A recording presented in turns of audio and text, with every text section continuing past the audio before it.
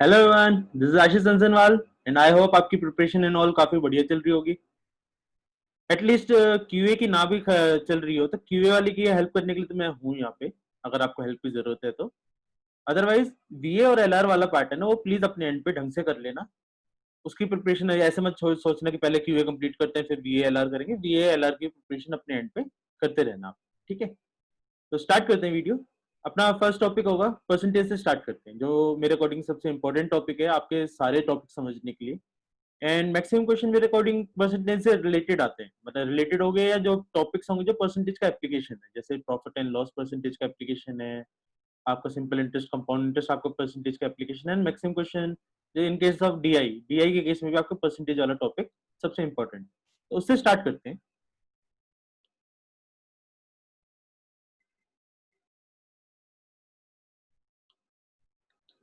So first topic is percentage. अच्छा, यहाँ पे मैं हमेशा थोड़ा सा फास्ट पढ़ाऊंगा, कंसिडर करके चल रहा हूँ कि आपके कंसेप्ट क्लियर एंड ऑल है, बस आपका रिवीजन के लिए आए हो आप।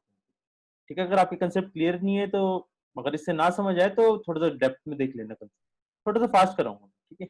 तो कई चीजें मैंने एडवांस में लिखी हुई हैं, बस वहां पे मैं समझाना स्टार्ट कर दूँ, ठीक है।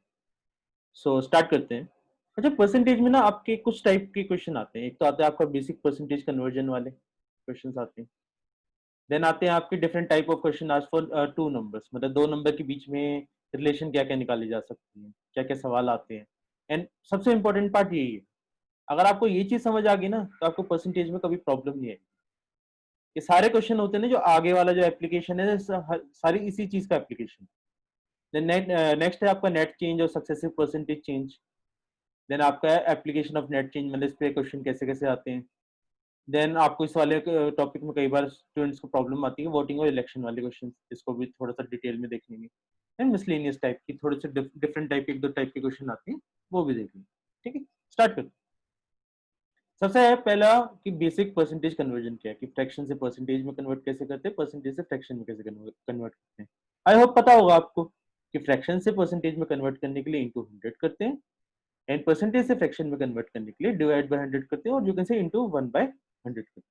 फॉर एग्जाम्पल, अगर आपको परसेंटेज गिवन है 1/4, तो इसका परसेंटेज कन्वर्जन क्या होगा, 1/4 इंटू 100 मतलब 25%। एंड 25% को अगर आपको फ्रैक्शन में कन्वर्ट करना है तो आप क्या करोगे, 25/100 करोगे तो आपका आ जाएगा 1/4, ठीक है। एंड ये बेसिक परसेंटेज कन्वर्जन आपको पता होनी चाहिए, याद करने का मेथड भी साथ साथ बता देता हूँ। आपका 1/1 तो ऑब्वियसली 100% होगा, परसेंटेज में कन्वर्ट करेंगे। 1/2 आ जाएगा आपका 50%। 1/3 आ जाएगा 33.33%। 1/4 आ जाएगा आपका 25%। अच्छा, यहाँ पे आप ये भी बोल सकते हैं 1/4 1/2 का हाफ है, तो हमारा आंसर है 50 का हाफ 25 आता है।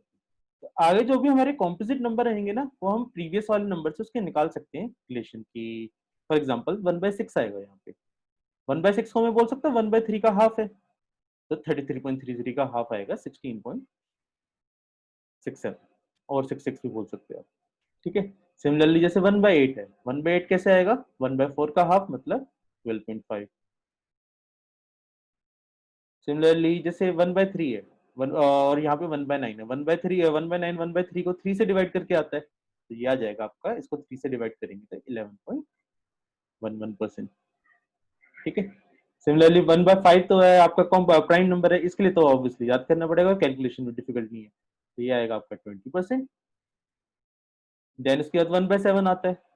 इसको याद करने का तरीका क्या है, एक सिंपल सा रिलेशन है जो आपको दिख भी रहा होगा। क्या है कि 7 का डबल कर दो 14, 14 का डबल करो 2, तो आपका आंसर आता है 14.2। इसका याद करने का मेथड तो आई होप क्लियर होगा। देन है 1/8, तो चाहिए तो हो गया। 1/10 कैसे आएगा, दिख ही रहा है वैसे, इतना ईजी है, इसका तो क्या याद करना, 10%। अच्छा, 1/11 क्या आता है, आपका प्राइम नंबर है, तो इसका कोई याद करने का मेथड देखते हैं क्या हो सकता है, 9.09% आता है। अच्छा, इसका याद करने का मेथड क्या है, इसके और इसके बीच में रिलेशन जाते हैं, 9 और 11 के बीच में। ये ध्यान से देखो, 1/9 में 11 रिपीट हो रहा है, और 1/11 में 0909 रिपीट हो रहा है। 9 याद मत करना, 9.9 नहीं लिखना, 09.09 याद करना। ये रिलेशन ज्यादा है तो काफी इजी हो जाते हैं क्वेश्चन आपके। ठीक है, जैसे फॉर एग्जांपल आपके एकदम से क्वेश्चन आ जाता है may be 54.54% of something of x. तो इसको ना डायरेक्ट कन्वर्ट करने के लिए 54.54 को आप लिख सकते हो 6 इंटू 09.09 परसेंटेज, और आप क्या कह सकते हो 6 इंटू आपका आ जाएगा 1/11, ये आ जाएगा 6/11 इंटू एक्स।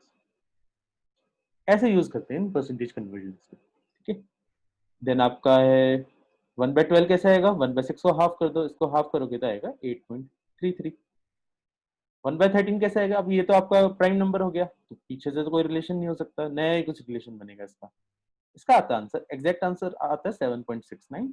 याद करने के लिए आप अप्रोक्सीमेटली, याद करने के लिए भी नहीं, कैलकुलेशन कन्वीनियंस के लिए इसको 7.7 याद कर लेना, कैलकुलेशन आपकी इजी हो जाएगी। ठीक है, अप्रोक्सीमेशन भी करो तो इसको अप्रोक्सीमेटली 8 नहीं बोलेंगे, इसको 7.7 रखोगे तो कैलकुलेशन इजी होगी एंड याद करना भी इजी रहेगा आपके लिए। ठीक है, अच्छा 1/14 कैसे आ जाएगा, ऑब्वियसली 1/7 का हाफ करोगे तो आपका आएगा 7.14। एंड 1/15 कैसे आएगा, 1/15 आएगा 1/3 को या तो 5 से डिवाइड कर दो या 1/5 को 3 से डिवाइड कर दो, आंसर आएगा आपका 6.66%। आई होप क्लियर हो गए। नेक्स्ट देखते हैं। नेक्स्ट आते हैं जो मैंने बोला था कि जो बेसिक टाइप के क्वेश्चन है ए और बी के बीच में रिलेशन, जो आपको पता होंगे। ठीक है, आराम से इस वीडियो को अगर आप लाइव नहीं देख रहे तो पॉज करके देख सकते हैं और इसके एक बार आंसर्स निकालो अपने एंड पे, फिर उसके बाद वीडियो कंटिन्यू करना। लाइव देख रहे तो साथ साथ सॉल्व कर लो मेरे। ठीक है, तो आपका है A is what percentage of B. अच्छा, ए की वैल्यू गिवन है 200, बी की वैल्यू है 250। चार क्वेश्चन गिवन है, ए और बी के बीच में क्या क्या रिलेशन पूछे जा सकते हैं। पहला है A is what percentage of B is what percentage of A is what percentage more और less than B is what percentage more और less than A. And exam में ना जो भी क्वेश्चंस आते हैं, जैसे डीआई के अंदर क्वेश्चंस आते हैं तो आप दो वैल्यूज निकालते हैं, उसके बाद ये रिलेशन पूछते हैं ना कि ये वैल्यू से कितनी ज्यादा है, कितना नेट चेंज है एंड ऑल। नेट चेंज का मतलब यही होता है कि प्रीवियस से फाइनल वाली कितनी मोर और लेस है। ठीक है, एंड सो ऑन, इसी टाइप के चार क्वेश्चन जनरली आपसे पूछे जाते हैं। ठीक है, तो करना क्या है, दो मेथड है, दोनों में से जो आपको समझ आए, जो आपको इजी लगे फॉलो कर लेना। जनरली क्लास में एक बताता हूँ, यहाँ पे मैं दूसरा ही बताता हूँ, और कई लोग वो उस मेथड से करते भी होंगे। आपको क्या है, A is 200, B is 250, is what percentage of B. अच्छा, कभी भी ऐसे क्वेश्चन आपको फ्रैक्शन लिखनी है तो हमेशा एक चीज चेक करनी है, व्हाट इज आस्क्ड,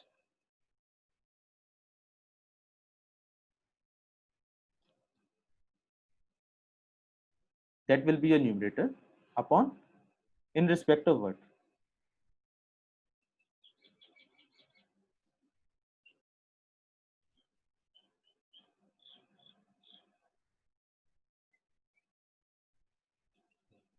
वो आपका डिनोमिनेटर होगा इनटू 100।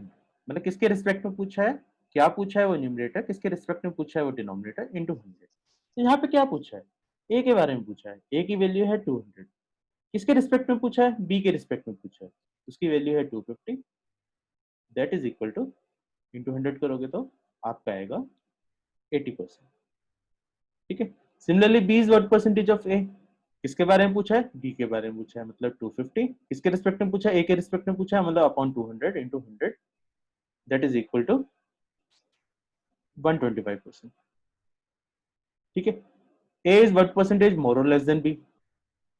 अब यहाँ पे क्या पूछा है, A is what percentage more और लेस, मतलब डिफरेंस पूछा है इनका, मतलब ए माइनस बी पूछा है। ठीक है, सबसे पहले तो चेक करो मोर होगा या लेस होगा, ऑब्वियसली ए आपका बी से छोटा है तो लेस आंसर होगा। इन दोनों के बीच में डिफरेंस कितना है, 50 है, तो आप लिखोगे 50। एंड किसके रिस्पेक्ट में पूछा है, देन बी, मतलब अपॉन 250 इंटू 100, इसका आंसर आएगा 20% लेस। ठीक है, सिमिलरली अब आपका है बीस व्हाट परसेंटेज मोर और लेस देन ए, तो यहाँ पे क्या होगा, अभी भी आपसे वही डिफरेंस ही पूछा है आपका, इनका डिफरेंस कितना है, 50 का है। एंड ऑब्वियसली आपका मोर होगा क्योंकि B is more than A, upon, अब यहाँ पे किसके रिलेटिव पूछा है, ए के रिलेटिव पूछा है, मतलब डिनोमिनेटर आपका 200 होगा into 100, and answer will be 25% more. I hope चारों पार्ट समझ आ गए होंगे आपको। अच्छा, दूसरा मेथड क्या है इस टाइप के क्वेश्चन का करने का, ये वाला आपको आई होप क्लियर हो गया होगा। ठीक है, ये वाला मैं क्लियर कर रहा हूँ। दूसरा मेथड क्या है, A is what percentage of B, मतलब व्हाट परसेंटेज ऑफ बी का मतलब होता है कि जब अगर बी आपका 100 आ जाए, ए कितना आ जाएगा, सिंपल सा मतलब बी। इसका मतलब अगर बी 250 है, 250 को मेरे को अगर 100 पे कन्वर्ट करना है तो कितने से डिवाइड करूंगा, ऑब्वियसली 2.5 से डिवाइड करूंगा, ठीक है। सिमिलरली यहाँ पे बी है, ए है आपका 200, अगर 200 को भी सेम टाइम पे अगर मैं इसको 2.5 से डिवाइड कर रहा हूँ 100 पे लाने के लिए, इस चीज को भी 100 पे लाने के लिए मेरे को 2.5 से डिवाइड करना पड़ेगा, ये चीज आ जाएगी आपकी 80 आ जाएगी अगर 2.5 से डिवाइड करो, तो आंसर इज 80, ठीक है। इसको आप दूसरे वे में आप ऐसे भी बोल सकते हो कि ए और बी का रेशियो आपका हमेशा सेम रहेगा, कि अगर A by B will always be same, ठीक है। अगर ए बाई बी अगर एक केस में आपका 200 है, तो सिंपल ये चीज लिखो, अब आपका है A is what percentage of B, A is what percentage of B क्या है आपका, मतलब बी को अगर आपको 100 मानना है, ए की वैल्यू कितनी आएगी, ए को इस रेशियो को यूज करके सॉल्व कर लो कि A upon 100 is equal to 200 upon 250, यहाँ से ए की वैल्यू निकाल लो। अगर B is what percentage of A पूछा है तो ए को 100 लिख दो एंड बी की वैल्यू निकाल दो, बी की वैल्यू आ जाएगी। आई होप आपको क्लियर हो गया ये वाला part. A is what percentage more और लेस देन बी पूछा है, तो सर ऊपर में आपके एक फ्रैक्शन में ए माइनस बी लिखोगे और दूसरे में बी लिख दोगे, एंड यहाँ पे वही सेम चीज करोगे 50 अपॉन, मतलब ये वाले में तो फिर आपको, अच्छा इस वाले के लिए क्या करना है, ज्यादा इजी मेथड क्या है, अब ए और बी का रिलेशन आ गया ना आपका, जो इस वाले में, कि जब बी आपका 100 है तो ए आपका 80 है, and जब आपका ए 100 है तो बी की वैल्यू 125 आई होगी। तो अगर मोर और लेस देखने का सिंपल सा तरीका, ए इज व्हाट परसेंटेज मोर और लेस देन बी, मतलब बी 100 पे ए से कितना कम था, 20 कम था, तो answer is 20। B is what percentage more और लेस देन ए, मतलब ए 100 होने पे बी से कितना ज्यादा था, वो था 25 था, इसका आंसर इज 25। इसका सिंपल ऐसे चेक करो, अगर समझ आया तो ठीक है, नहीं तो प्रीवियस वाला मेथड आता ही होगा, ठीक है। नेक्स्ट देखते हैं।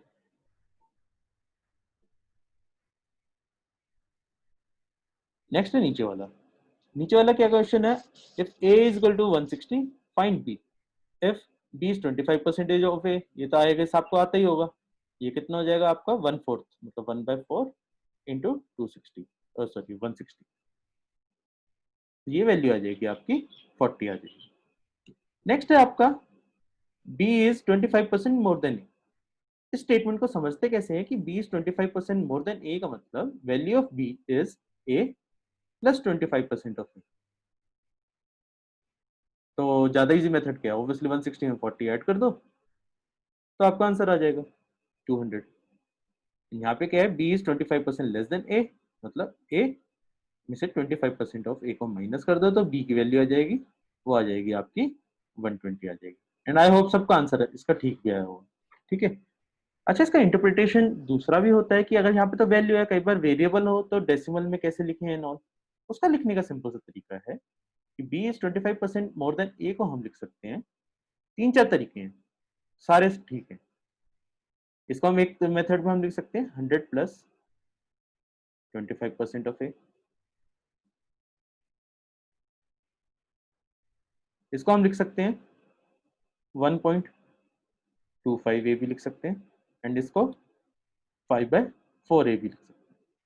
आई होप आप इन तीनों मेथड में से कुछ लिखते होंगे, तीनों ठीक है। एंड इन सारी चीजों को हम क्या बोलते हैं, इसको हम बोलते हैं मल्टीप्लाइंग फैक्टर, शॉर्ट में एमएफ बोलते हैं इसको, मल्टीप्लाइंग फैक्टर। सिमिलरली लेस वाले केस में क्या होगा, लेस वाले केस में हो जाएगा आपका 100 माइनस 25 मतलब 75% ऑफ ए, और आप बोल सकते हो 0.75 ए, और आप बोल सकते हो 3/4, तीनों ठीक है, तीनों में से जो आप करते हो तीनों। आई होप क्लियर होगा। नेक्स्ट देखते हैं। नेक्स्ट आता है नेट चेंज और सक्सेसिव परसेंटेज चेंज, मतलब एक क्वांटिटी एक्स है, उसको आपने प्रीवियसली ए परसेंटेज से इंक्रीज करा, देन फाइनली आपने बी परसेंटेज से इंक्रीज करा, तो ओवरऑल चेंज कितना आएगा वो निकालने का एक डायरेक्ट फॉर्मूला होता है कि overall change is equal to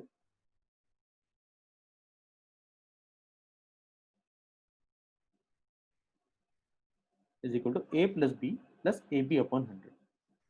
इसका एग्जाम्पल कैसे होता है कि फॉर एग्जाम्पल ए है, ए मान लेते हैं आपका, मानते नहीं कुछ भी, ठीक है, ए आपको कुछ समथिंग है, A is increase by 20%, then further increase by 30%। तो आपको बताना है ए में कितना चेंज आ जाएगा, ठीक है। तो निकालने के कई सारे मेथड होते हैं, जनरली मेरे को ऑब्वियसली बेस्ट मेथड लगता है कि वैल्यू को 100 मान लो, 100 को 20% इंक्रीमेंट करोगे तो कितना आ जाएगा, 120 आ जाएगा। देन 120 को आप 30% इंक्रीज करोगे, 120 का 30% कितना आता है, 36 आता है, 36 ऐड करोगे तो ये आएगा आपका 156 आता है। ओवरऑल कितना चेंज हो गया, 100 से कितनी वैल्यू इंक्रीज हो गई, 56 हो गई, तो आपका आंसर इज 56%। ठीक है, 100 वैल्यू मानने का फायदा क्या होता है कि आपको ओवरऑल जितना डिफरेंस आता है वही आपका ओवरऑल आंसर होता है। कि अगर 200 वैल्यू होती तो हमारा आंसर एकदम से डायरेक्ट डिफरेंस नहीं करते, हमें परसेंटेज इंक्रीज निकालना पड़ता है। 100 वैल्यू है तो आपका डायरेक्ट आंसर आ जाता है। 100 वैल्यू मानने का ये फायदा होता है। आप ये फॉर्मूला भी यूज कर सकते हो कि 20% चेंज था, 30% चेंज था, तो ओवरऑल चेंज कितना आ जाएगा इस फॉर्मूले के according, 20 plus 30 plus 20 into 30 upon 100। तो ये सॉल्व करके आपको दिख ही रहा होगा, आंसर आ जाएगा 56%। अच्छा, कई लोगों का डाउट होता है कि अगर डिक्रीज हो रहा होगा तो क्या होगा, कुछ फर्क नहीं पड़ेगा। फॉर एग्जाम्पल इस क्वेश्चन के अंदर हमारा चेंज हो जाता है कि 20% इंक्रीमेंट है एंड 30% डिक्रीमेंट है। तो फॉर्मूले के अंदर बस आपका प्लस 30 की जगह, जैसे 30 लिखा है ना, 30 की जगह आप बस माइनस 30 लिख दोगे, यहाँ पे भी प्लस 30 की जगह माइनस 30 कर दोगे, तो आपका सॉल्व करके आंसर आ जाएगा 20 माइनस 30 माइनस 10, एंड यहाँ पे आ जाएगा -6। तो आपका आंसर आ जाएगा -60। इस मेथड के अकॉर्डिंग देख सकते थे कि 20% 120 आ गया था, 120 से 156 नहीं आएगा, अब आ जाएगा 120 से इसका 30% मतलब 36 को माइनस करेंगे, 36 माइनस करोगे तो वैल्यू आएगी आपकी 84 आएगी, एंड 84 इससे कितनी छोटी है, 16 छोटी। तो answer is 16% decrease. I hope आपको क्लियर होगा ये वाला, ठीक है। नेक्स्ट देखते हैं। अच्छा, प्रीवियस वाले में ना एक और डाउट होता है कई लोगों का कि अगर 3 बार हो जाए तो क्या करेंगे। 3 बार हो जाएंगे तो मैं जनरली रिकमेंड करता हूँ ये वाला मेथड, ज्यादा इजी होता है। 3 बार का फॉर्मूला भी होता है, बट वो याद नहीं करो तो बेटर है, बहुत डिफिकल्ट फॉर्मूला होता है, काफी लेंदी होता है कैलकुलेशन, इस वाले मेथड से इजी हो जाती है। फॉर एग्जाम्पल यहाँ पे आपका 30% इंक्रीज था, उसके बाद मान लेते हैं और 25% इंक्रीमेंट है, तो क्या करेंगे। इस मेथड के अकॉर्डिंग तो आपको दिख ही रहा है कितना इजी हो गया।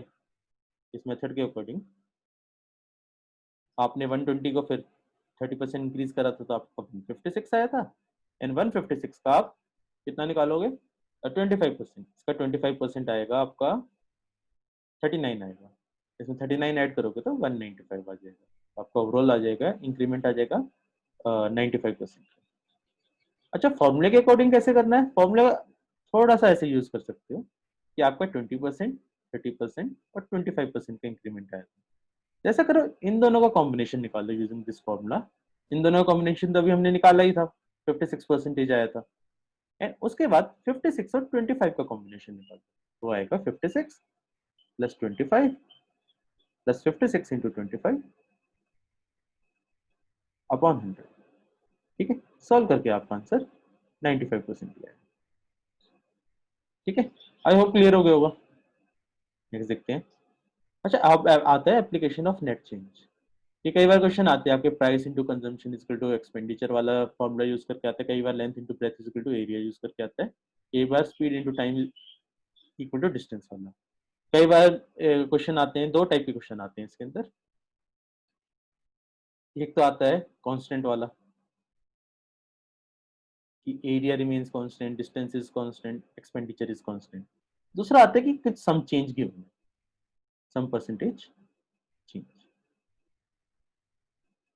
ठीक है, एक ओवरऑल फॉर्मूला होता है इस टाइप के कि ओवरऑल चेंज मतलब एक के अकॉर्डिंग बता रहा हूँ, दूसरे के अकॉर्डिंग भी सिमिलर फॉर्मूला लिख देना कि चेंज इन एरिया चेंज को हम डेल्टा से डिनोट करते हैं, change in area is equal to, successive वाला फॉर्मूला लग जाता है, डायरेक्ट अप्लाई हो जाता है यहाँ पे, is equal to change in length, जो परसेंटेज में चेंज किया है, plus change in length breadth, plus change in length into change in breadth upon 100%।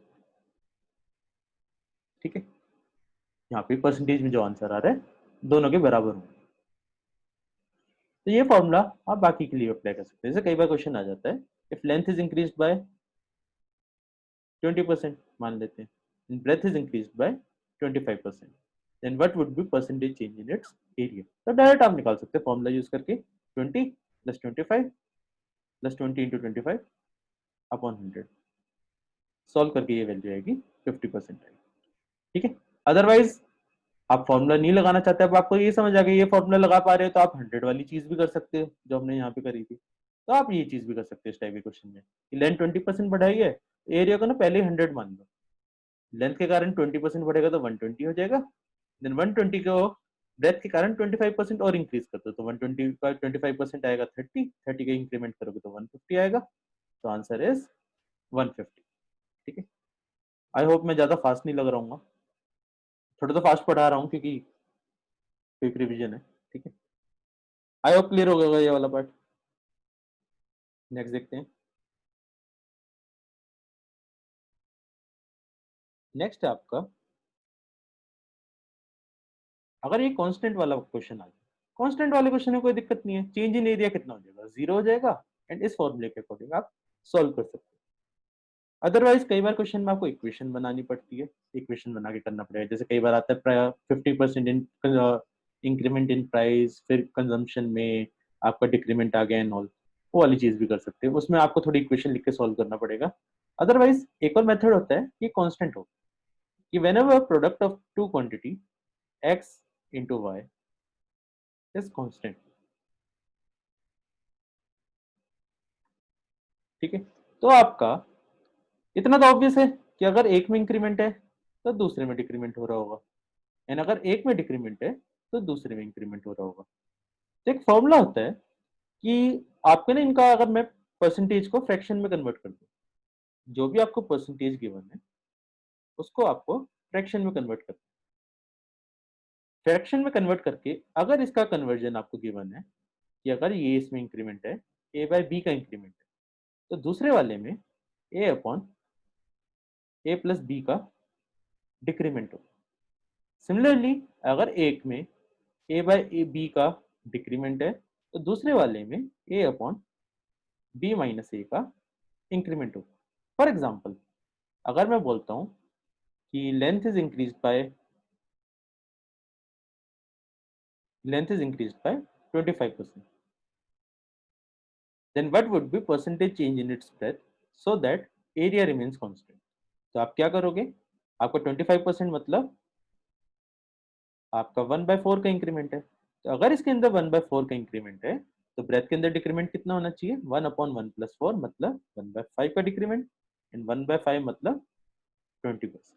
तो आप डायरेक्ट आंसर निकाल सकते हो, आप प्रॉपर फॉर्मूला यूज करके भी आपका आंसर आ ही गया होगा, 20% आया होगा डिक्रीमेंट, तो आप ऐसे भी कर सकते हो। सिमिलरली अगर आपका क्वेश्चन में गिवन होता कि लेंथ इज डिक्रीज बाय 25%, तो 25% को फ्रैक्शन में क्या लिखते, वही 1/4 लिखते, बट 1/4 का डिक्रीमेंट है तो दूसरे में इंक्रीमेंट कितना होगा, वो होगा 1/4 - 1 मतलब 1/3 का इंक्रीमेंट, तो आंसर आ जाएगा 33.33%। ठीक है, आई होप क्लियर होगा।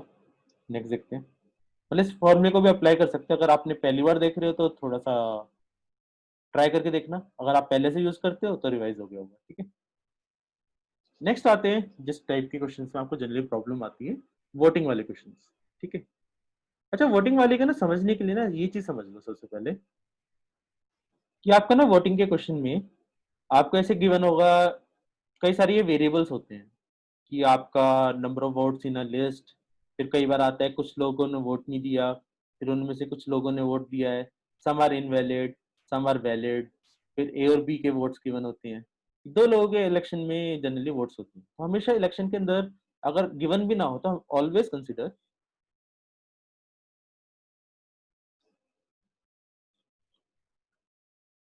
Election between two candidates. ठीक है, दो कैंडिडेट्स के बीच में हमेशा इलेक्शन कंसिडर करना होता है, अनलेस मेंशन, अगर मेंशन कर दिया है उन्होंने कि 4 कैंडिडेट है तो ऑब्वियसली 2 कैंडिडेट नहीं मानेंगे, 4 मानेंगे। बट जनरली एग्जाम में आपके हमेशा 2 कैंडिडेट वाले इलेक्शन होते हैं। ठीक है। अच्छा, कई बार क्वेश्चन में क्या गिवन होता है कि कुछ लोगों ने वोट नहीं गिवन, तो उसको हमेशा अलग रखना है, फिर आपको रखना है कितने लोगों ने वोट दिए। ठीक है। फिर सिमिलरली आपका आता है कुछ लोगों ने कुछ सम वोट्स आर इनवैलिड, तो जो इनवैलिड वोट्स होते हैं वो वोट वालों का पार्ट होता है कि वोट दे चुके हैं, उसके बाद उनमें से पहले हम निकालते हैं कि some are invalid and some are valid. ठीक है। एंड वैलिड वोट्स आने के बाद फिर हम ए और बी के वोट्स काउंट करते हैं। तो कई लोगों का कंफ्यूजन ये होता है कि अच्छा, ए को जो वोट्स मिले थे उसमें से वैलिड कितने, इनवैलिड कितने। इनवैलिड को हम कभी काउंट करते ही नहीं है, इनवैलिड को हम हमेशा साइड में फेंक देते हैं, एंड उनको फेंकने के बाद हम चेक करते हैं कि ए और बी को कितने वोट्स मिले। ठीक है।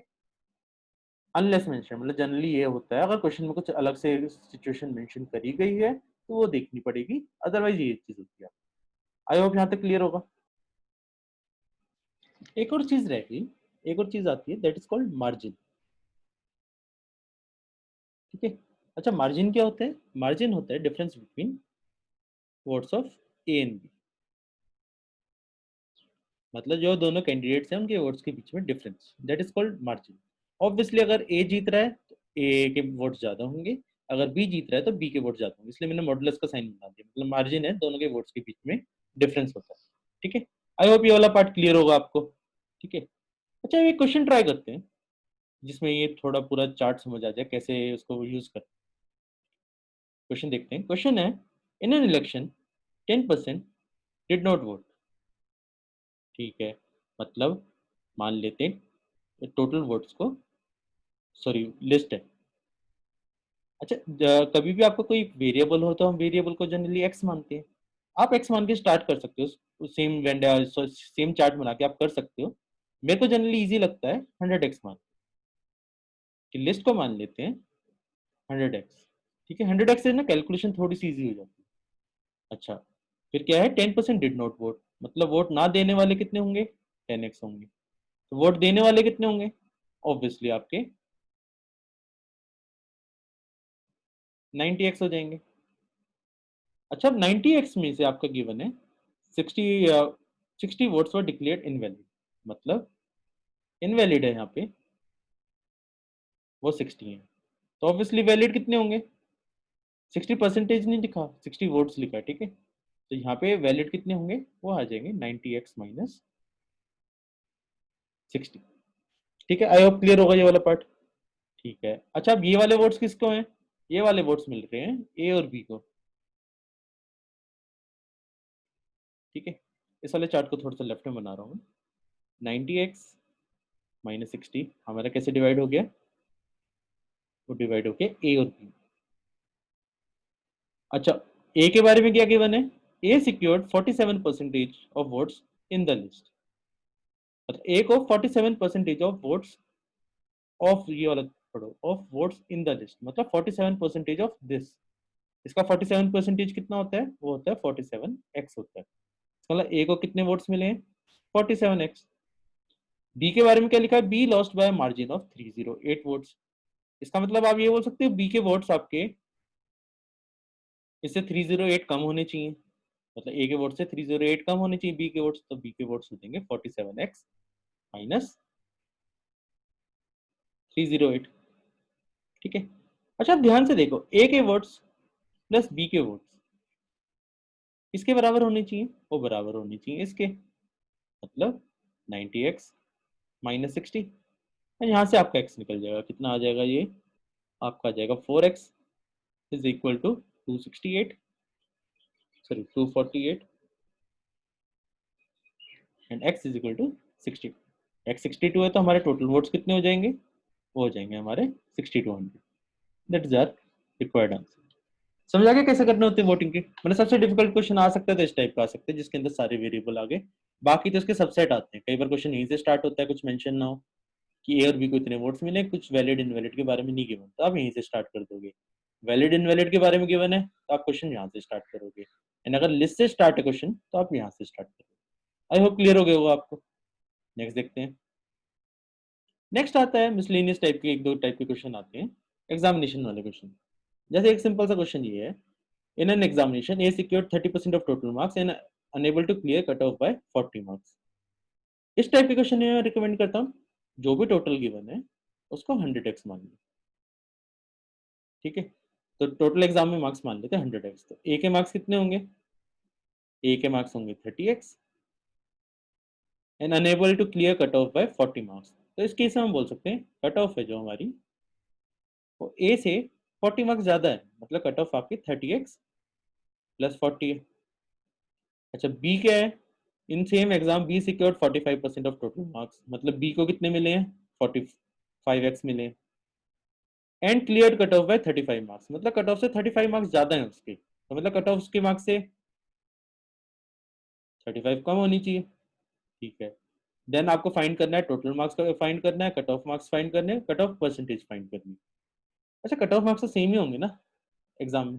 ठीक है, तो दोनों के कट ऑफ मार्क्स सेम हो गए तो आप लिख सकते हो कि इन दोनों को इक्वल करोगे 30x plus 40 is equal to 45x minus 35।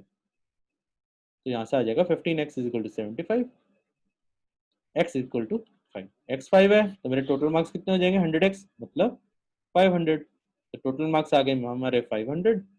Cut off marks कितने आएंगे? ऑब्वियसली इन दोनों से किसी भी इक्वेशन में पुट कर दो x की वैल्यू, आपका आंसर आ जाएगा। 5 पुट कर दो तो आपके कट ऑफ मार्क्स आ जाएंगे यहाँ पे 190 आ जाएंगे। 190 है ना? हाँ ठीक है। And then cut off percentage कैसे निकालोगे? Obviously cut off marks upon total marks into 100 करोगे तो आपका आएगा 190 अपॉन 500 इंटू 100 दैट इज 38%। ठीक है, आई होप क्लियर हो गया होगा। नेक्स्ट टाइप देखते हैं। नेक्स्ट टाइप आता है ये वाले क्वेश्चन, आपको जनरली इस टाइप में आपको प्रॉब्लम भी होती है कि रिमूवल विदाउट रिप्लेसमेंट, कि मतलब आपकी क्लास से कुछ रिमूव कर दिए या कई बार आपका फ्रेश ग्रेप वाले क्वेश्चन आते हैं कि कुछ चीज रिमूव हो गई, तो इसका जनरली आप फॉर्मूले से भी करते हो। मेरे को फॉर्मूला एंड ऑल इतने याद नहीं होते तो मैं अपने मेथड से बता रहा हूँ कि मैं कैसे करता हूँ। सिंपल सा क्वेश्चन पढ़ लेता हूँ ढंग से। क्या लिखा है? In a class there are 60 students, class में 60 स्टूडेंट्स है, out of them 60% are boys. तो मतलब बॉयज हैं आपके 60 का 60% कितना होता है? वो होता है आपका 36 होता है। तो ऑब्वियसली गर्ल्स कितनी होंगी? गर्ल्स होंगी आपकी 24 होंगी।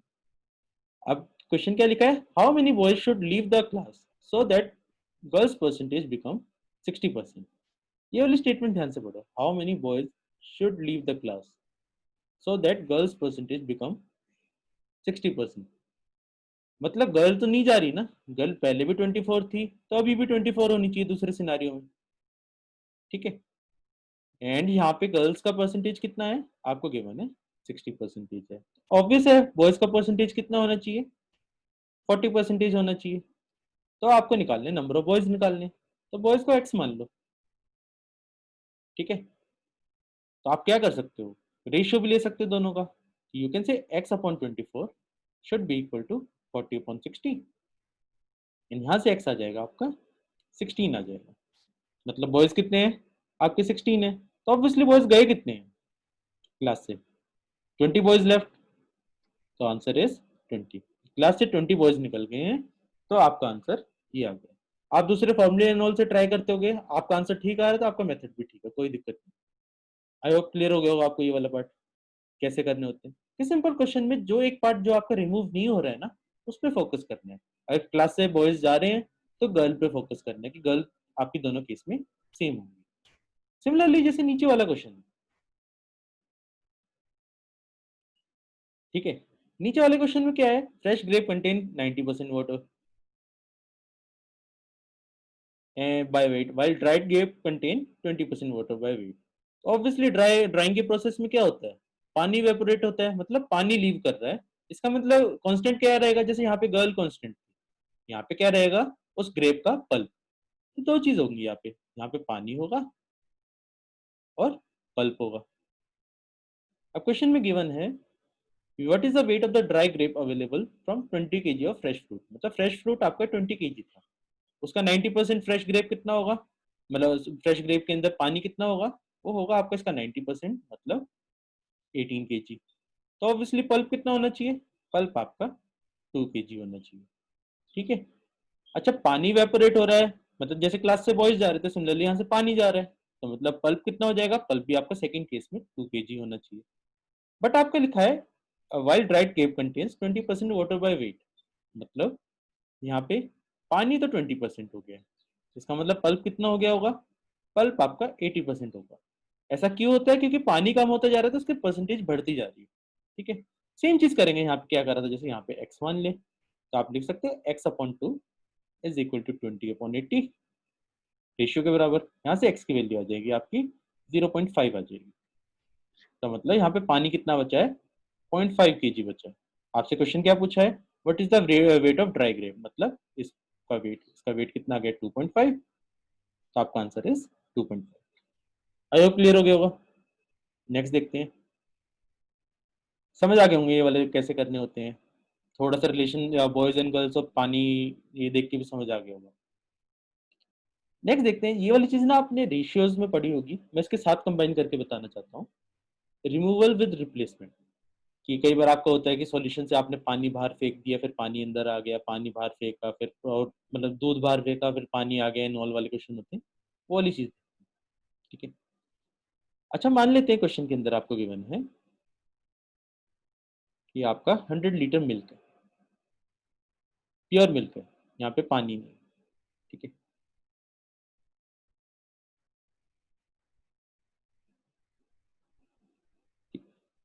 तो एक हाइपोथेटिकल सिचुएशन मान लेते हैं कि आपको क्या गिवन है कि एक जार से 10 लीटर का जार है आपके पास, आपने उस जार को फिल करा एंड आपने मिल्क को बाहर फेंक दिया और किसी कंटेनर में डाल दिया इन्होंने।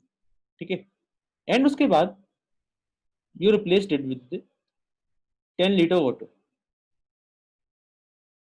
पानी आपने डाल दिया। ठीक है।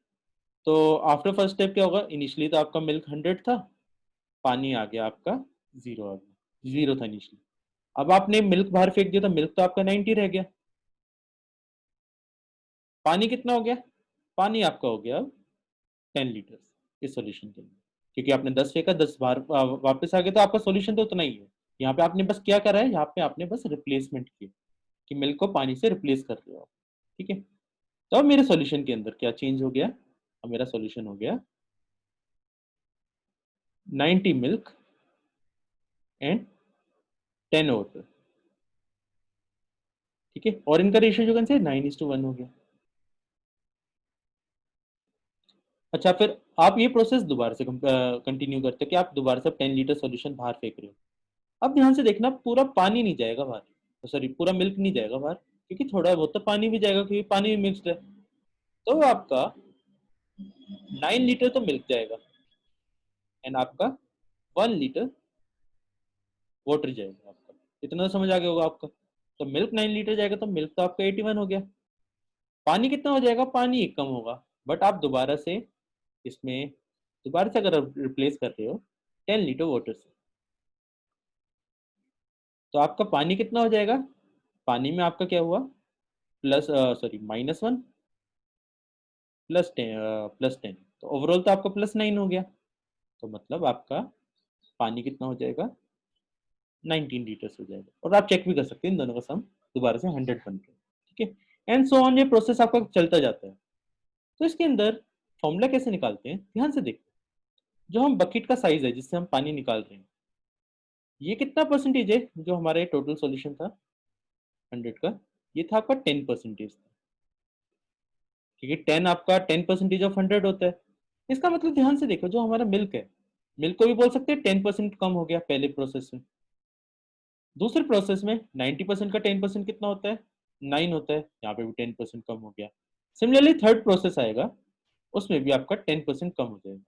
तो 10% कम होगा तो ये आपका आ जाएगा 72.9 हो जाएगा मिल्क में। ट्राई भी कर सकते हो आप वैल्यू इन्वॉल्व पुट करके, कि दोबारा से 10 लीटर बाहर फेंकोगे, 10 लीटर वाटर से रिप्लेस करोगे तो 72.9 आएगा। फिर दोबारा से 10% कम करोगे एंड सो ऑन चलते जाएगा। तो इसका सिंपल सा फॉर्मूला क्या होता है कि मिल्क का final weight is equal to, percentage के फॉर्म में लिखना चाहो तो परसेंटेज में लिख सकते हो, फ्रैक्शन की फॉर्म में लिखना चाहो तो फ्रैक्शन की फॉर्म में लिख सकते हो। फ्रैक्शन की फॉर्म में फॉर्मूला बता रहा हूँ क्योंकि आपने इसी वे में याद किया होगा। तो वो आ जाता है आपका 1 माइनस क्योंकि आप 10% कम कर रहे हो। 10% को फ्रैक्शन में लिखोगे तो वो आएगा 10/100 लिख सकते हो, ठीक है। 10/100 to the power n। n का मतलब है number of time this process is repeated into milk की इनिशियल वैल्यू, कि मिल्क इनिशियली क्या था, and this is our final answer method, ठीक है। अगर एक बार हो रहा है तो आप डायरेक्ट एक बार फॉर्मूला लगा दोगे, दो बार हो रहा है तो दो बार लगा दोगे। अच्छा, इसको अगर हम प्रॉपर फॉर्मूले की फॉर्म में लिखना चाहें, ये 10/100 को मैं कैसे लिख सकता हूँ? 10/100 को मैं ये भी बोल सकता हूँ ना कि fraction removed, volume removed upon total volume, कि मेरे 100 तो मेरी टोटल वॉल्यूम थी, 10 मेरी वॉल्यूम रिमूव थी। तो दिस इज आवर फॉर्मूला। तो आप ये वाला फॉर्मूला भी आपने ट्राई किया होगा, इस फॉर्मूले से सारे क्वेश्चन कर सकते हैं। अच्छा, कई बार लोगों को डाउट आता है कि मिल्क इनिशियल आपको 100 में लीटर्स में लेना है एंड ऑल। तो हमेशा आपकी अगर इसकी यूनिट आप लीटर्स में लिख रहे हो तो आप इसको भी, आपको फाइनल आंसर भी लीटर्स में आएगा। अगर ये चीज आप रेशियो में लिख रहे हो तो ये चीज भी आपकी रेशियो में ही आएगी। एंड आप ये चीज अगर परसेंटेज में लिख रहे हो तो यहाँ पे भी आंसर परसेंटेज में ही आएगा। तो यूनिट्स इसके अकॉर्डिंग वेरी करती है, ऐसा नहीं है कि आप हमेशा इसमें लिखते हो, आप जिसमें लिखोगे उसके अकॉर्डिंग आपका आंसर आ जाएगा, ठीक है। बट हमेशा याद रखना, ये चीज वाटर पे नहीं कर सकते, हमेशा फोकस करते हैं on value which is not being replaced, which is not.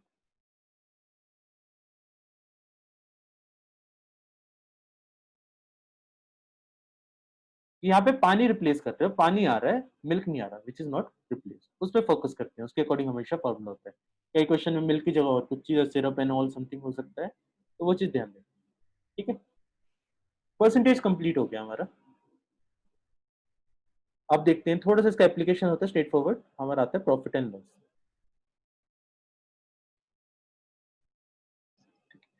Profit and loss and discount, तो इसकी भी एक सिंपल सी कहानी है, जो समझ आ जाए तो आपको कोई दिक्कत ही नहीं आएगी कभी। पहला तो है इनके बीच में रिलेशन पता होना चाहिए आपको, ठीक है। फिर कई बार क्वेश्चन में ना जनरली आप कैलकुलेशन ज्यादा कर लेते हैं, तो कैलकुलेशन अवॉइड कैसे करनी है वो वाली चीजें जो मेरे मेथड में वो बता देता हूँ क्या क्या कर सकते हैं। अदरवाइज एक्सट्रीम कैलकुलेशन वाला है जो आपसे डिमांड कर ही रहा है कैलकुलेशन, उस क्वेश्चन में आपको कैलकुलेशन करनी पड़ेगी। फिर थर्ड आता है आपको फॉल्टी वेट, जिसमें जनरली मैक्सिमम लोगों को प्रॉब्लम आती है कि समझ तो आ जाता है कि क्या फॉर्मूला एंड ऑल से ट्राई करते हो। मैं फॉर्मूला एंड ऑल से ट्राई नहीं करता, मेरा दूसरा मेथड है, अगर आपको इजी लगे तो फॉलो कर लेना। अदरवाइज जनरली कई बार ना इजी क्वेश्चन तो हो जाते हैं फॉर्मूले से, डिफिकल्ट क्वेश्चन में प्रॉब्लम आती है आपको। नेक्स्ट है आपका, लास्ट आ जाता है सक्सेसिव डिस्काउंट। छोटा सा टॉपिक है, मतलब आपका एक फॉर्मूला होता है जो पता होना चाहिए आपको, ठीक है। देखते हैं, सबसे पहले देखते हैं इनके बीच में रिलेशन। फर्स्ट थिंग आती है कॉस्ट प्राइस। कॉस्ट प्राइस क्या होती है? इन शॉर्ट बोल सकते हैं manufacturing cost plus transportation plus rent, जो भी मतलब दुकान वाले का खर्चा है उसने एक के लिए निकाला हुआ है। कई क्वेश्चन में बस मैन्युफैक्चरिंग कॉस्ट गिवन होती है, कई बार ट्रांसपोर्टेशन एंड रेंट भी गिवन होती है। This is cost price. Selling price क्या होता है? सेलिंग प्राइस होता है जिस पे सेल किया, जिस प्राइस पे सेल करा that is selling price. Simple सा है, कोई डेफिनेशन एंड ऑल नहीं पता होना चाहिए, ये होता है सेलिंग प्राइस का मतलब। अच्छा, अब दो सिनारियो आते हैं। एक सिनारियो आता है when selling price is greater than cost price, एक आता है when selling price is less than cost price. Greater than cost price होता है तो उसको हम क्या बोलते हैं? उसको हम बोलते हैं profit. This case is called profit, this case is called loss, ठीक है। अच्छा, प्रॉफिट होता क्या एग्जैक्टली? प्रॉफिट होता है इनका difference, SP minus CP. Loss क्या होता है? इनका डिफरेंस, बट हम जनरली पॉजिटिव लिखने के लिए हम सीपी माइनस एसपी करते हैं, बड़ी से छोटी वैल्यू माइनस करते हैं, ठीक है। अच्छा, कई बार आता है प्रॉफिट परसेंटेज, लॉस परसेंटेज। तो प्रॉफिट परसेंटेज होता है आपका प्रॉफिट अपॉन, अब डिपेंड करता है नीचे क्या आएगा कि किसके रिस्पेक्ट में देखते हैं, कॉस्ट प्राइस के रिस्पेक्ट में देखते हैं या सेलिंग प्राइस के रिस्पेक्ट में देखते हैं। 99% केसेस में या जनरली जो बाय डेफिनेशन हम देखते हैं वो हमेशा कॉस्ट प्राइस के रिस्पेक्ट में देखते हैं। बट कभी कभी एग्जाम में क्वेश्चन में कुछ अलग से मेंशनड हो तो उस केस में हम सेलिंग प्राइस के पॉइंट ऑफ व्यू से भी देख सकते हैं कि क्वेश्चन में मेंशनड हो तो कि जबरदस्ती वो बोल रहे कि मैं प्रॉफिट सेलिंग प्राइस में निकालना चाहता हूँ, तो आपको उसके अकॉर्डिंग वर्क करना पड़ेगा। अदरवाइज जनरली आपका प्रॉफिट परसेंटेज हमेशा कॉस्ट प्राइस के रिस्पेक्ट में निकलता है, ठीक है, into 100, this is your profit percentage. Similarly loss percentage क्या होता है, वो भी प्रॉफिट की तरह ही होता है, बस नेगेटिव प्रॉफिट होता है आपका, तो that is loss upon cost price into 100। अच्छा फॉर एग्जांपल मान लेते हैं आपका एक आइटम है 200 रुपीज का एंड आपने इसको सेल करा, मतलब आपको चाहिए 30% प्रॉफिट चाहिए, तो हम सेलिंग प्राइस निकाल सकते हैं। हाँ निकाल सकते हैं, कि आपके दिमाग में आ गया कि 200 को 30% इंक्रीमेंट करेंगे तो ये वैल्यू 260 आ जाएगी। इसका मतलब अगर मेरा कॉस्ट प्राइस 200 था तो मेरा सेलिंग प्राइस तो मेरा 260 होना चाहिए, क्योंकि 200 पे मेरे को 30% का प्रॉफिट चाहिए। इसका मतलब ये वैल्यू मेरे को इंक्रीज करनी। सिमिलरली अगर मैं बोलता हूँ मेरे को लॉस चाहिए 20% का लॉस, तो आप क्या करोगे, आप करोगे 200 को 20% कम करोगे, मतलब वैल्यू आपकी आ जाएगी 160, ये आपका सेलिंग प्राइस आ जाएगा यहाँ पे। अच्छा तो फॉर्मूला क्या होगा इनका, इनका फॉर्मूला सिंपल सा हो जाएगा, आपको अभी तक रियलाइज हो गया होगा कि ये आपका मल्टीप्लाइंग फैक्टर ही है, प्रॉफिट एंड लॉस आपके मल्टीप्लाइंग फैक्टर की तरह वर्क करते हैं। तो सेलिंग प्राइस होता है आपका, अगर डायरेक्ट फॉर्मूला लिखना चाहो तो आप लिख सकते हो 100 प्लस पी परसेंटेज ऑफ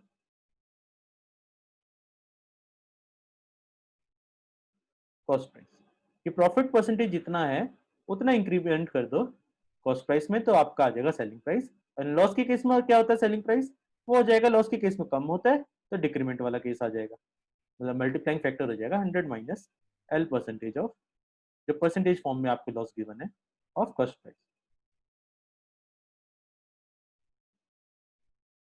जैसे इस केस में आपका 20% था, 30 था तो आपका यहाँ पे 130% आ गया था। इस केस में आपका 20% था तो आपका 80% आ गया था, कि 20% लेस था। ठीक है, आई होप क्लियर हो गया ये वाला पार्ट।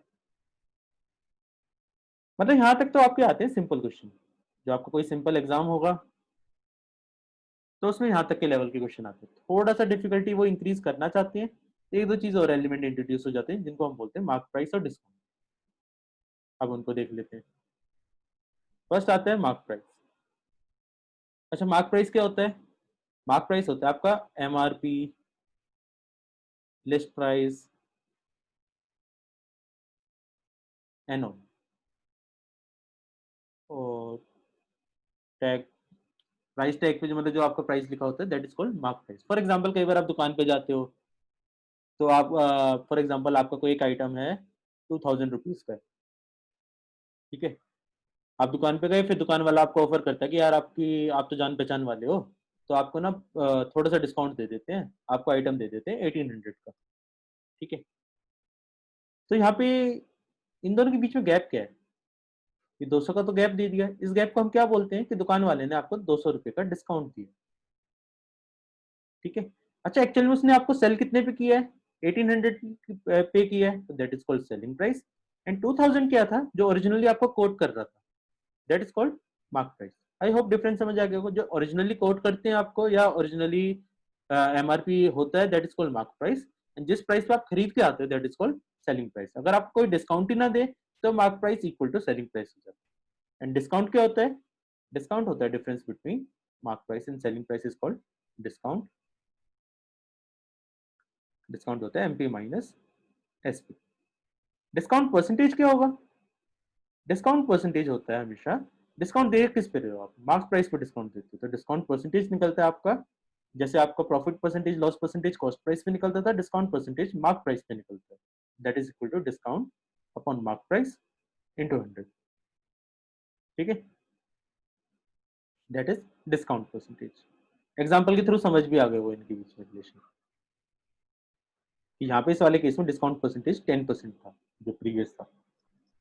अच्छा अब सिमिलरली अगर आपको मार्क प्राइस गिवन है, डिस्काउंट परसेंटेज गिवन है, तो सेलिंग प्राइस तो निकाल सकते हो, ऑब्वियसली मार्क प्राइस से उतना परसेंटेज कम कर दोगे, तो सेलिंग प्राइस के केस में ये आ जाएगा आपका, मार्क प्राइस के केस, डिस्काउंट के केस में selling price is equal to 100 minus discount percentage of mark price. अगर 10% डिस्काउंट है तो आप 90% प्राइस निकाल दोगे, 50% डिस्काउंट है तो 50% हो जाएगा, 10% 30% डिस्काउंट है तो 70% हो जाएगा, ठीक है, दिस इज डिस्काउंट परसेंटेज। अच्छा अब एक और चीज आती है जिनका इन सबसे कोई रिलेशन नहीं होता, that is called markup percentage. मतलब ऐसे जनरली क्वेश्चन से अलग आता है मार्कअप परसेंटेज। मार्कअप परसेंटेज क्या है, जैसे ध्यान से देखो यहाँ पे इन सब में ना आपका मार्क प्राइस और कॉस्ट प्राइस में कहीं से रिलेशन नहीं दिख रहा होगा। इन दोनों के बीच में कनेक्टर आपका ना सेलिंग प्राइस, कि मार्क प्राइस का रिलेशन किससे है, सेलिंग प्राइस से, एंड कॉस्ट प्राइस का रिलेशन किससे है, सेलिंग प्राइस से। सेलिंग प्राइस आपको इन दोनों के बीच में कनेक्टर होता है, इन दोनों के बीच में कोई डायरेक्ट रिलेशन नहीं होती। डायरेक्ट रिलेशन आती है इनके बीच में, वो आती है मार्कअप परसेंटेज। मार्कअप परसेंटेज का मतलब होता है mark price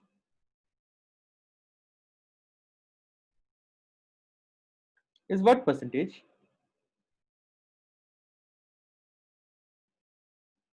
more than cost price.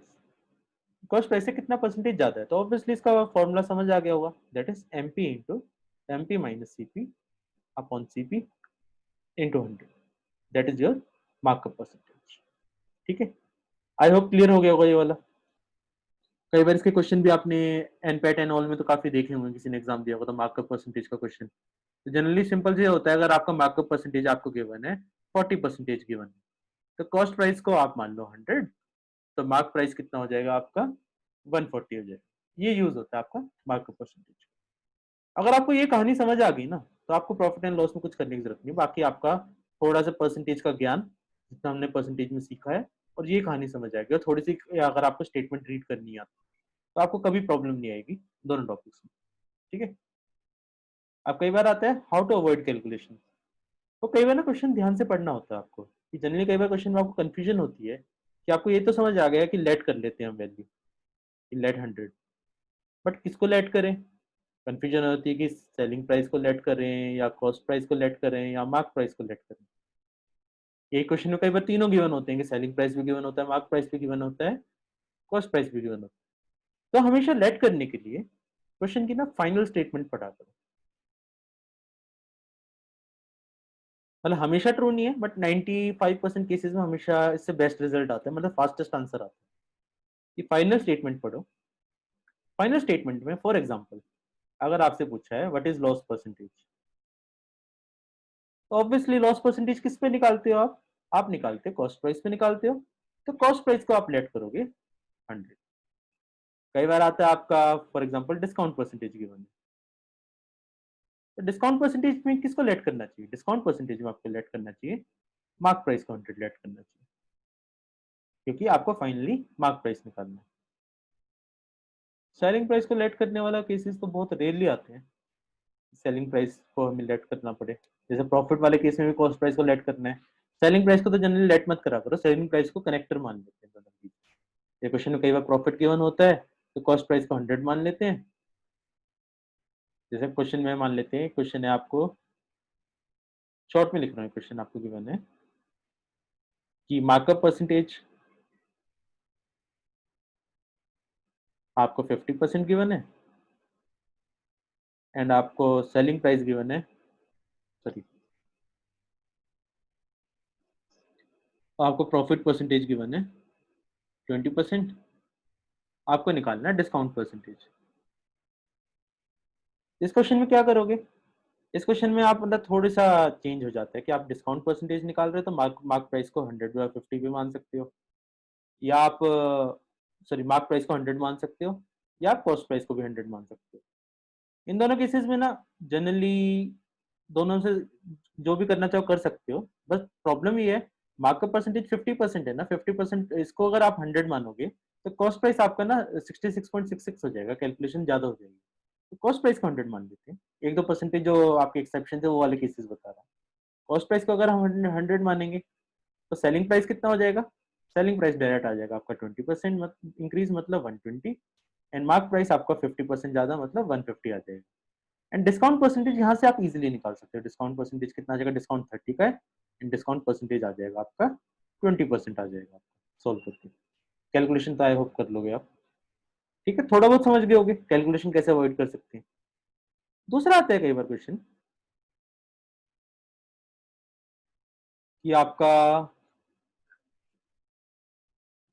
दो केसेस में सेलिंग प्राइस गिवन है, आपको आपको वो निकालना है प्रॉफिट एंड लॉस निकालना है। फॉर एग्जाम्पल एक क्वेश्चन है,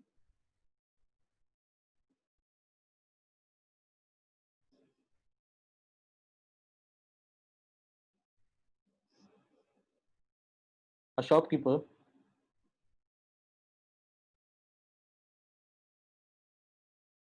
suffered a loss of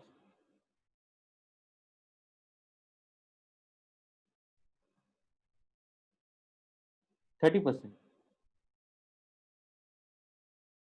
when he sold item for sold an item for 67 rupees. ठीक है, at what price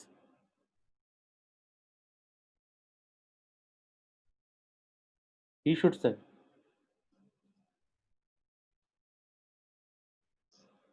in order to gain 40%. तो कई बार ना इस टाइप के क्वेश्चन में आप क्या करते हो, क्वेश्चन पढ़ के समझ आ गया होगा प्रोसेस तो आपको, कि कॉस्ट प्राइस को समथिंग मान लेते हैं, फिर सेलिंग प्राइस से मतलब सेलिंग प्राइस को यूज करके हम सॉरी कॉस्ट प्राइस निकालेंगे, फिर कॉस्ट प्राइस को 40% इंक्रीज कर देंगे, हमारा आंसर आ जाएगा। इस टाइप के क्वेश्चन करने के लिए ना आपको मेरे अकॉर्डिंग कॉस्ट प्राइस निकालने की जरूरत नहीं होती कभी इस टाइप का क्वेश्चन है। आप क्या कर सकते हो, आपका selling price in first case क्या होता है, आप बोल सकते हो 30% ऑफ कॉस्ट प्राइस, मतलब 30% कम है लॉस है तो 70% of cost price. Selling price in second case क्या होता है, वो आता है आपका 40% गेन है तो मतलब 140% ऑफ कॉस्ट प्राइस, एंड कोई भी परसेंटेज गिवन हो, इन दोनों का ना रेशियो ले लो, कॉस्ट प्राइस आपका हमेशा कट जाएगा, परसेंटेज कट जाएगा, एंड आपको दोनों सेलिंग प्राइस का रेशियो है, बस आपको एक सेलिंग प्राइस गिवन है 67 upon x is equal to 70 upon 140, x आ जाएगा इसका ऑब्वियसली डबल, इसका डबल आ जाएगा 134, 134 इज योर रिक्वायर्ड आंसर। इससे ज्यादा टाइम आपको क्वेश्चन में किसी में लगेगा ही नहीं, किसी भी क्वेश्चन में। अगर आप प्रॉपर कॉस्ट प्राइस निकालोगे तो आपने नोटिस करा होगा मैंने वैल्यू ऐसी दी थी कि आपको कॉस्ट प्राइस निकालने में प्रॉब्लम होगी, डेसिमल में आंसर आएगा, डेसिमल में आंसर आएगा तो आपका फिर 40% निकालने में बहुत ज्यादा टाइम लगेगा, टाइम वेस्ट होता है, डायरेक्ट ऐसे करा करो आपके आंसर आ जाएंगे। अदरवाइज तो जब बाकी क्वेश्चन आते हैं तो थोड़ी बहुत तो कैलकुलेशन करनी पड़ती है आपको। ठीक है, नेक्स्ट देखते हैं फॉल्टी वेट्स। फॉल्टी वेट्स आपका इस टाइप के क्वेश्चन में आपको जनरली प्रॉब्लम आती है कि पहला सबसे बेसिक टाइप देख लेते हैं। A dishonest dealer professes to sell his good at a cost price but uses a weight of 960 gram instead of a KG weight, find the gain percentage of this dishonest person in percent. ठीक है, simple सा एक scenario given. अच्छा, इस type के question में ना formula and all true percentage change कई सारे फॉर्मूले आपने देखे होंगे, मैं उससे नहीं बता रहा, मैं अपने मेथड से बता रहा हूँ। क्वेश्चन में ना दो चीज देखा करो, पॉइंट ऑफ व्यू देखा करो, एक बायर का पॉइंट ऑफ व्यू और एक सेलर का पॉइंट ऑफ व्यू, एक सेलर और एक बायर का पॉइंट ऑफ व्यू। हम मान लेते हैं 1 ग्राम इज वर्थ 1 रुपी। ठीक है, अच्छा, a dishonest dealer professes to sell his good at a cost price, मतलब वो बोल रहा है मैं कॉस्ट प्राइस पे सेल कर रहा हूँ, मतलब कुछ प्रॉफिट एंड ऑल अलग से मेंशन नहीं है, but use a weight of 960 gram instead of a KG weight. मतलब अब बायर है वो पैसे कितने के दे रहा होगा, उसको तो ऐसे लग रहा है ना बीबी कि मैं 1 kg खरीद रहा हूँ, तो वो पैसे देगा आपको 1000 ग्राम के, मतलब 1000 ग्राम के कितने हो गए 1000 रुपीज। बट जो सेलर है उसका तो एक्चुअल में 960 ग्राम ही खर्च हुआ है, तो इसका मतलब उसके पैसे कितने लगे होंगे, उसके 960 रुपीज लगे होंगे। जो सेलर के पैसे लगते हैं that is always called cost price, and जो बायर जो पे करता है that is called selling price. अब सेलिंग प्राइस कॉस्ट प्राइस पता है तो ऑब्वियसली गेन परसेंटेज आप निकाल ही सकते हो, गेन परसेंटेज कितना आ जाएगा, वो आएगा 40/960 इंटू 100। सॉल्व करके जो भी आंसर आएगा 1/24 इंटू 100 आएगा, तो सॉल्व करके जो भी आंसर आएगा that is your required answer. I hope method समझ आ गया होगा कि सेलर का पॉइंट ऑफ व्यू देखना है, बायर का पॉइंट ऑफ व्यू देखना है, वहां से कॉस्ट प्राइस और सेलिंग प्राइस आ गया, वहां से आप परसेंटेज इंक्रीज कर लो। अच्छा, कई लोगों की प्रॉब्लम आती है यहाँ तक तो सब सोच लेते हैं, प्रॉब्लम आती है कई बार इस टाइप के क्वेश्चन आते हैं कि अब यहाँ पे 2 सिनेरियो हो गए, कई बार 3-4 सिनेरियोज भी हो जाते हैं, तो क्वेश्चन जितना भी कंफ्यूज करे ना उस क्वेश्चन को ना अलग अलग ब्रेक कर दो। जैसे क्या लिखा, there is a dishonest shopkeeper who claim that he sells a certain product at a cost of 23 per kg which actually cost him 25 per kg। मतलब इस सिनारियो में मेरे को बता रहा है कि मेरा लॉस हो रहा है उसके साथ। कुछ लॉस होगा, ठीक है। सेकंड है, shopkeeper says that he is asking, he is taking the loss to let his customer get a better deal, मतलब ज्ञान दे रहा है थोड़ा। देन क्या लिखा है, when examine thoroughly policemen find that the shopkeeper is actually using 800 grams in weight instead of a weight of 1 kg। मतलब ये वाला जो घपला ऊपर कर रहा था, ये वाला घपला दोबारा से करा जा रहा है। तो ऐसा करते हैं, इस टाइप के क्वेश्चन के लिए मेरे अकॉर्डिंग बेस्ट मेथड क्या है, जिससे कंफ्यूजन बिल्कुल होती ही नहीं है, वो क्या है, दोनों सिनारियोज को अलग अलग कंसिडर करो। पहले तो सिनारियो में प्रॉफिट एंड लॉस निकाल लो, फिर ये दूसरा सिनारियो है, इसमें प्रॉफिट एंड लॉस निकाल लो। पहले सिनारियो को देखते हैं। 23 रुपीज पर केजी का वो कॉस्ट सेल कर रहा है। बायर के पॉइंट ऑफ व्यू से क्या है, बायर तो सॉरी सेलर और बायर है। सेलर के पॉइंट ऑफ व्यू से तो 25 रुपए का था, बायर कितने का खरीद रहा है, वो 23 का खरीद रहा है। ऑब्वियसली लॉस हो रहा है, लॉस कितने का हो रहा है, 2 का लॉस हो रहा है। तो लॉस परसेंटेज क्या होगा, लॉस परसेंटेज आ जाएगा 2/25 इंटू 100। यहां से आएगा लॉस परसेंटेज 8%, ठीक है। अच्छा, अब ये वाला पॉइंट ऑफ व्यू देखते हैं, दूसरे वाला। बस इसको ना 8% लॉस है ना, तो लॉस है तो माइनस लिखेंगे, -8। दूसरा वाला देखते हैं, यहाँ पे बिल्कुल इस जैसा ही हो गया कि सेलर कितने के पैसे देगा, सेलर का खर्चा हो रहा है 800 रुपए का, और बायर का खर्चा है 1000 रुपए का। प्रॉफिट हो गया हमें 200 का। प्रॉफिट परसेंटेज कितना हो जाएगा, सॉल्व करके आपका आंसर आएगा, थोड़ी सी मेहनत करोगे तो 25%। और जब फाइनल आंसर के लिए क्या करना है, जो हमने नेट चेंज वाला फॉर्मूला पढ़ा था ना, वो वाला अप्लाई कर सकते हो। अब आपको फाइनल आंसर के लिए 25% है, और यहाँ पे -8% है। इन दोनों में फोकस करना चाहिए, बाकी को मैं क्लियर कर रहा हूँ। क्लियर नहीं कर रहा, मैं ऊपर लिख रहा हूँ। तो आपको ओवरऑल परसेंटेज क्या निकालेंगे, ओवरऑल के लिए आप वाला फॉर्मूला यूज कर सकते हो, A plus B upon plus A B upon 100। Overall change आप इससे निकाल दो, वही आपका रिक्वायर्ड आंसर होगा। कोई दिक्कत नहीं आएगी, कम से कम टाइम में आंसर आएगा, कभी गलत आंसर नहीं आएगा। तो पुट कर लेते हैं, -8 प्लस 25 प्लस -8 इंटू 25 अपॉन 100। ये सॉल्व करके आता है 15%। इसका मतलब ओवरऑल उसको 15%, 15% गेन होता है, ठीक है। एंड कई लोगों को ये भी समझ आ गया होगा, जिनको अभी तो पूरी क्लास समझ आई है, कि अगर ये फॉर्मूला लगा ही रहा हूँ तो मैं 100 वाला मेथड भी कर सकता हूँ। यहाँ पे जो 100 वैल्यू मान के हम करते थे, तो क्या करोगे कि मान लेते हैं 100 को 8% कम कर दो, तो आ जाएगा आपका 92, एंड 92 को 20% इंक्रीज कर दो, तो आपका आ जाएगा 115। सॉरी 25% इंक्रीज कर दो तो 115 आ जाएगा, एंड आपका आंसर इज 15%। किसी को ये वाला पार्ट ऊपर वाला जो ब्लैक में लिखा है वो समझ आ गया तो अमेजिंग है। ये मतलब आपको मतलब सारा कंसेप्ट क्लियर है कि आपको कोई दिक्कत ही नहीं है, ठीक है। लास्ट देखते हैं इसमें, सक्सेसिव डिस्काउंट देखते हैं। सक्सेसिव डिस्काउंट है आपका, मतलब कई बार क्वेश्चन आता है कि आपने शॉप में देखा होगा 10 प्लस 10% ऑफ,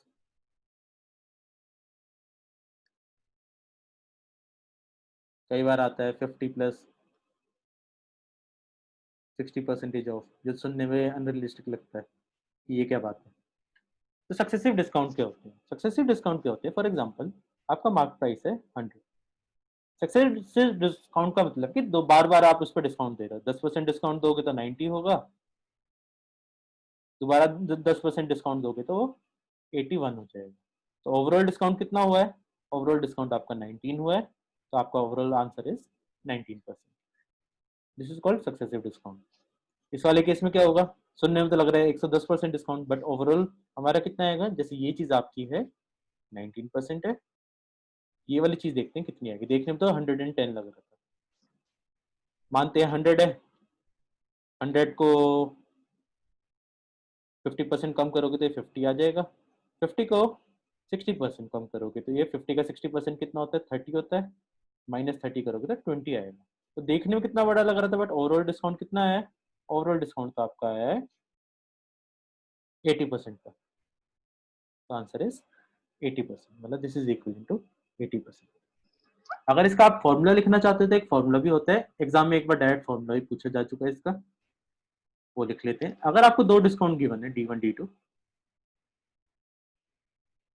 ओवरऑल डिस्काउंट होता है आपका D1 plus D2 minus D1 D2 upon यहाँ पे डी की वैल्यू आपको पॉजिटिव लिखनी है, डिस्काउंट के केस में हम लिख रहे हैं, तो यहाँ पे पॉजिटिव लिख के आप सॉल्व करें, आपका ओवरऑल डिस्काउंट आएगा, ये आएगा। आई होप क्लियर हो गया होगा। अब ये वीडियो कंप्लीट करते हैं, बाकी बाद में देखेंगे। आप भी थक गए होगे, मैं नहीं चाहता एकदम से इतना करा दिया जाए कि आपको कुछ समझना है, तो अभी के लिए बस करते हैं इसको, ठीक है।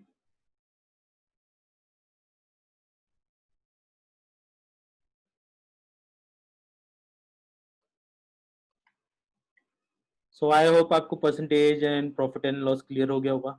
नेक्स्ट क्लास में आई गेस पार्टनरशिप करेंगे, मतलब पार्टनरशिप या रेशियो में से कुछ करेंगे हम, ठीक है।